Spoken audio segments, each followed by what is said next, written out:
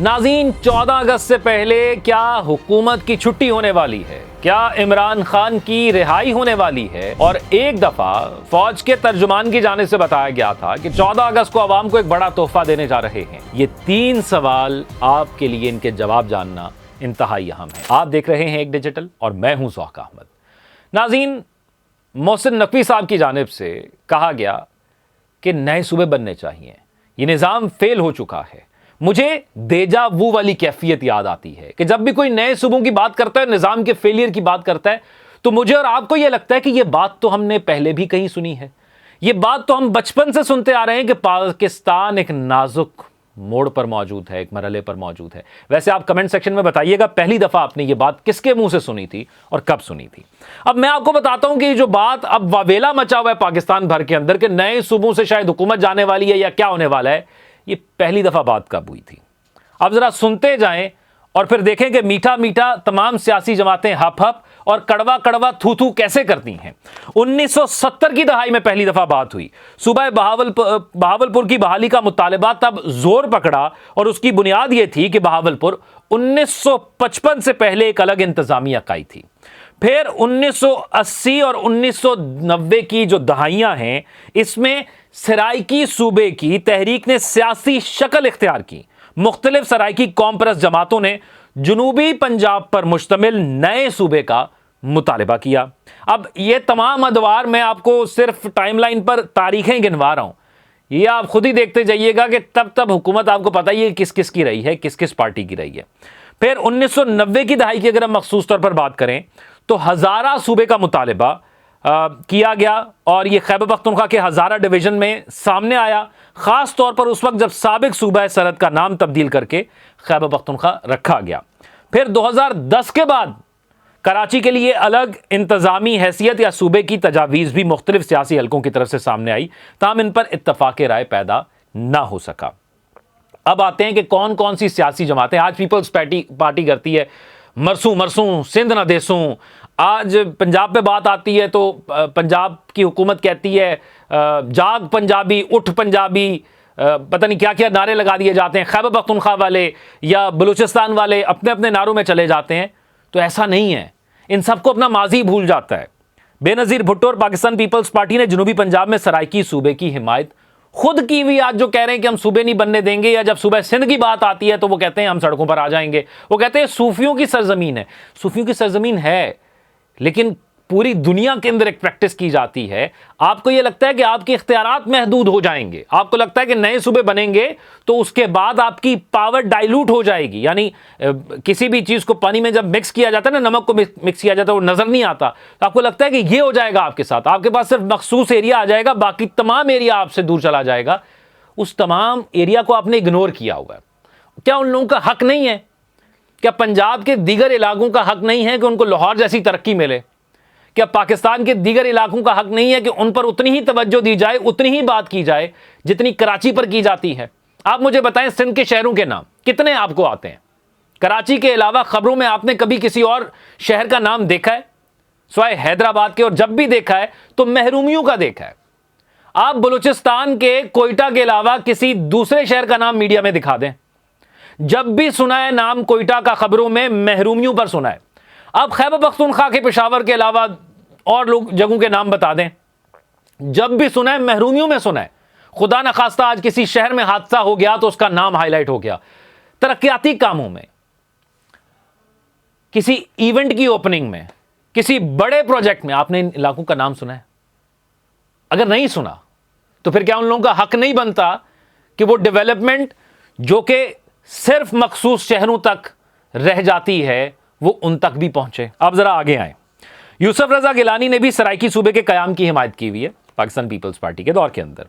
नवाज शरीफ और पाकिस्तान मुस्लिम लीग नून ने मुख्तलिफ औकात में जनूबी पंजाब और बहावलपुर के हवाले से आईनी तजावीज़ और मुज़ाकरात की हिमायत की हुई है। ये वो तमाम लोग हैं जो आज कह रहे हैं कि मरसूं मरसूं सिंध ना देसूं, पंजाब ना देसूं। ये सब वही लोग हैं जो इंतखाबी इनका नारा होता है, जब ये हम वोट मांगने आते हैं आवाम से तो वहां पर नारा लगाते हैं, कहते हैं हम नए सूबे बनाएंगे, हम तरक्की लाएंगे, हम बिजली सस्ती कर देंगे, हम पेट्रोल सस्ता कर देंगे, हम दूध और शहद की नहरें चला देंगे। लेकिन जब हुकूमत में आते हैं तो कहते हैं ओहो हो, ये तो बहुत गंद हुआ है, पिछली हुकूमत ने तो बहुत कुछ किया है, और फिर अपने 5 साला हुकूमत के दौर पर बात करने की बजाय दूसरी हुकूमतों पर तनकीद करते रहते हैं। आप करें उन पर तनकीद, साथ ये भी तो बताएं अल्टरनेटिव में आपने क्या किया। आपके मुल्क में चाइना आपके बिल्कुल पड़ोस में लगता है, आपका बॉर्डर शेयर होता है, इंडिया आपके साथ लगता है, बांग्लादेश इसी खित्ते के अंदर मौजूद है, वहां पर पेट्रोल सस्ता है, यहां पर पेट्रोल महंगा है। क्या 28 फरवरी को जब जंग लगी ईरान की और अमेरिका की और इसराइल की, उससे पहले यहां पर पेट्रोल पर लेवी टैक्स नहीं था? क्या पिछले साल का जब सैलाब आया तो वो तमाम उसके बाद इस साल तक के सैलाब के जो इकदाम करने थे वो कर लिए? अगर नहीं किए तो हर चीज का मलबा आप जंग या दूसरी हुकूमतों पर नहीं डाल सकते। अच्छा, आगे आए। पाकिस्तान तहरीक इंसाफ ने 2018 के इंतखाबात में जनूबी पंजाब सूबा बनाने का वादा किया और हुकूमत में आने के बाद इस मकसद के लिए सेक्रेटेरिएट भी कायम किया, ताहम आईनी तरमीम ना होने की वजह से नया सूबा कायम ना हो सका। फिर मिर्जा मोहम्मद आफरीदी ने 2023 में कराची, हजारा, साबिक फाटा, पंजाब और बलूचिस्तान समेत मजमूई तौर पर कई नए सूबों की तजवीज़ पेश की। राना महमूद उल हसन और मोहम्मद साबिर शाह ने सेनेट में जनूबी पंजाब और सराइकी सूबे से मुतल्लिक बिल पेश किया। और जिन नए सूबों की तजवीज़ आज तक पेश हो चुकी है उसमें जनूबी पंजाब यानी सराइकी सूबा, बहावलपुर, हजारा, कराची या शहरी सिंध, साबिक फाटा की अलग सूबाई हैसियत, मगरबी पंजाब, कुछ हालिया तजावीज़ में बलूचिस्तान की तकसीम के मुख्तलिफ तजावीज़ भी मौजूद थी। अब ये माजी में सब लोग करते रहे हैं, लेकिन जब बात कोई और, देखिए बात प्रैक्टिकल है, बात किसने की, किस मौके पर की, उसकी ये करनी बनती थी, वो जगह ठीक थी, वो टाइमिंग ठीक थी, ये अलग बातें। लेकिन क्या जो बात की जा रही है वो ठीक है या गलत? आप इसका जवाब दें कमेंट सेक्शन में कि अगर ये महरूमियों का शिकार है पूरा पाकिस्तान सवाए 2-3 शहरों के, तो फिर इसकी जरूरत है। हां, और भी तो मसाइल हैं ना जी, उनको हल कर लें। फिर एक आर्गुमेंट यह आता है, अब सब मसाइल पे जब आप यही कहते रहेंगे ना कि और भी मसाइल हैं उनको हल कर लें, सिंध में नहरों का मामला हुआ, एहतजाज शुरू होगा, प्रोजेक्ट उधर ही रुक गया। यहां पर इलेक्शन रेफरेंडम की बात होती है, वो मुकम्मल नहीं होती। नए सूबों की बात होती है, उसको सियासत की नजर कर दिया जाता है, और डैम बनाने की बात होती है तो सियासत की नजर कर दिया जाता है।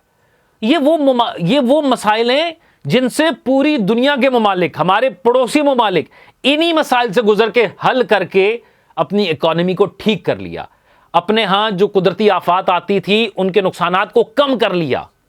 तो एक तो हो गया मामला, ये जो पहला सवाल था उसका हो गया जरा तवील जवाब।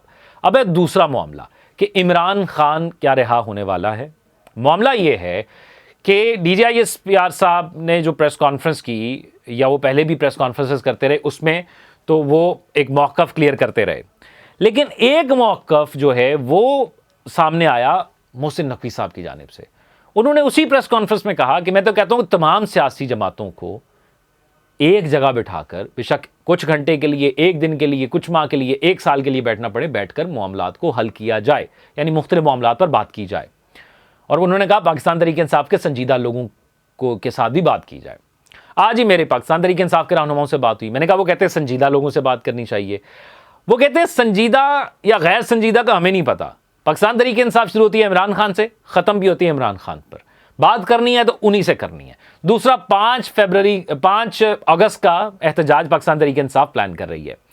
अब हुकूमत ऑलरेडी मुश्किल में है, उसको कुछ सिक्योरिटी मुश्किलात हैं, वो बलूचिस्तान के अंदर हैं और खैबर पख्तूनख्वा के अंदर हैं, फिर कश्मीर के अंदर भी मामला हम सब के सामने है, फिर पीपल्स पार्टी उल्टी गिनती गिन रही है हुकूमत के जाने की और जिस तरह के बयानात वो दे रही है, फिर नए सूबों की बात भी होना शुरू हो गई है और कहा गया है कि ये निज़ाम नहीं चल सकता।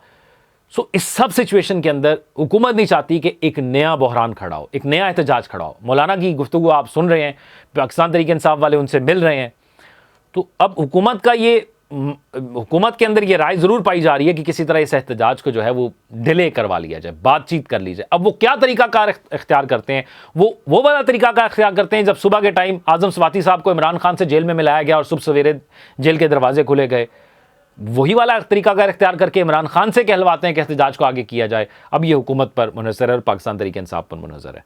अब तोहफ़ा क्या मिलने वाला है, जो कि ऐलान किया गया अस्करी तर्जुमान की जानिब से, DGISPR साहब ने ऐलान किया था। तोहफ़ा ये मिलने जा रहा है कि 14 अगस्त पर पाकिस्तान अपनी मिलिट्री जो इक्विपमेंट्स हैं या सलाहियत है उसको अपग्रेड करने जा रहा है। मैं आपको एक और व्लॉग के अंदर बताऊंगा। इसमें 3 चीज़ें कही जा रही हैं, या तो J-35 5th जनरेशन स्टेल्थ तैयारा पाकिस्तान इंडक्ट करने जा रहा है, जिसकी डील हमारी हो चुकी है चाइना के साथ, बस वेट है कि वो डिलीवर कब होगा। दूसरा, एवॉक्स एक नया किस्म का पाकिस्तान जो है वो इंडक्ट करने जा रहा है, जो कि हमने जो पहले जंग जीती थी उसमें एवॉक्स का किरदार बहुत ज़्यादा था। ये एक रडार सिस्टम होता है एक जहाज़ की सूरत में, जो कि हवा के अंदर हर वक्त मौजूद रहता है। और तीसरा, पाकिस्तान जो पहले पाकिस्तान के पास मिसाइल था, पाकिस्तान अब PL-15 या उससे ऊपर मिसाइल जो है वो इंडक्ट करने जा रहा है, जो कि जिसकी रेंज अब और ज़्यादा होगी और हम अपनी सरहद के अंदर रहते हुए अपने दुश्मन तक मज़ीद आसानी से उसको निशाना बना सकते हैं। तो अब ये मामलात हैं। 14 अगस्त से पहले बहुत कुछ होने वाला है। 14 अगस्त पर भी खुशखबरी मिलने वाली है। आपको क्या लग रहा है सारी पॉलिटिकल एंगेजमेंट को देखते हुए कि मुल्क में क्या होने जा रहा है? आपकी राय बहुत मायने रखती है, इसलिए कमेंट में ज़रूर आगाह कीजिएगा। अपना ख्याल रखिएगा। अल्लाह हाफ़िज़।